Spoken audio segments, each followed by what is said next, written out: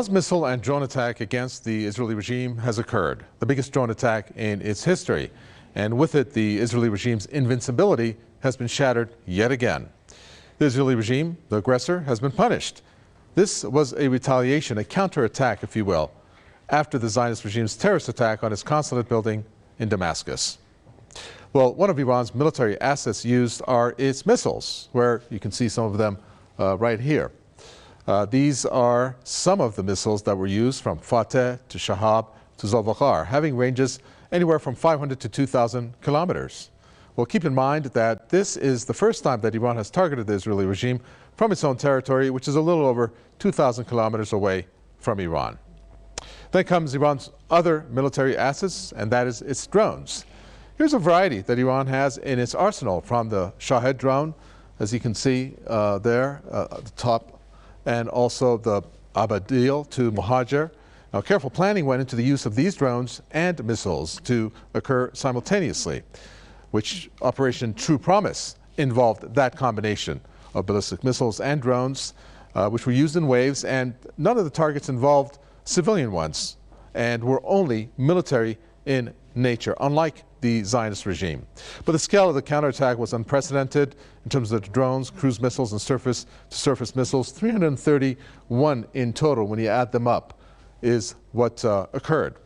It's worth noting that the U.S. and France, a few of their assets that you're going to see here in a second, along with 8 other countries, total of 10, were involved in intercepting the barrage of missiles and drones, but they were not able to succeed, with many to have penetrated the skies of occupied Palestine.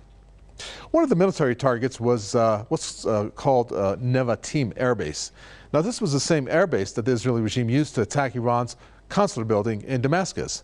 Some of the Israeli assets include the Super Hercules squadron transport plane, along with the F-35 fighter jets in their different capacities, from support to training to attack. Well, the U.S. stance on the aftermath of this counter-reaction remains vague, with the U.S. Defense Secretary stating, "We do not seek conflict with Iran, but we will not hesitate to act to protect our forces and support the defense of Israel." That's what Lloyd Austin has said. Meanwhile, the U.S. president, well, he has said that the U.S.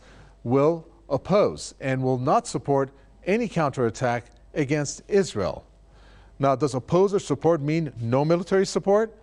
That is a key question here, which the U.S. is kind of vague on and needs to clarify. Well, the U.S. better do that and not think about using cooperation with Israel in a counterattack, warning that this would make U.S. military bases and assets in the region fair game. Here are some of the assets that you see here in terms of what the U.S. has in the West Asia region as a whole, where we zoomed in and you can see, for example, in Bahrain or in Qatar, or over in Kuwait, and even in Iraq, as you can see in the countries that are mentioned here.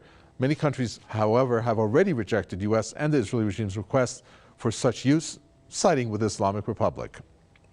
Well, the prospects of a counter-reaction from Israel would most likely involve resistance groups of the axis of resistance, some that you see here. Iran has warned it would give a response 10 times worse to the Israeli regime, something the Israeli regime should consider in its calculations if it is contemplating attacking the Islamic Republic.